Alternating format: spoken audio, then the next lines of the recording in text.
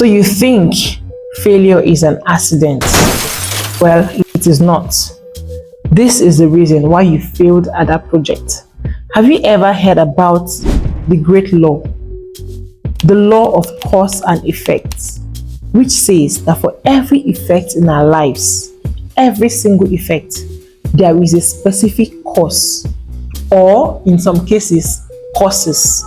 What it means is that if there is an effect in your life that you don't want, be it overweight or insufficient funds or one problem or the other or business failure, we can trace that effect back to the causes.